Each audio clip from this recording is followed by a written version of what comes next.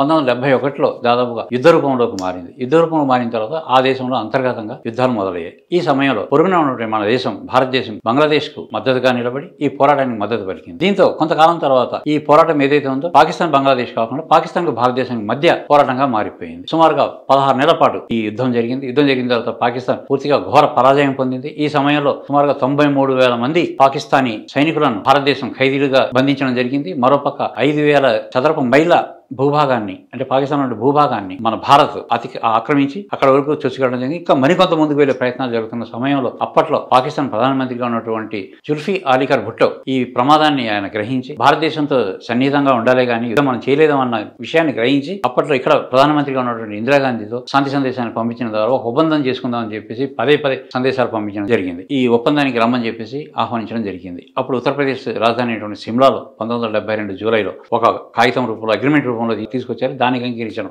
అదే సిమ్లా ఒప్పందం అని చెప్తారు.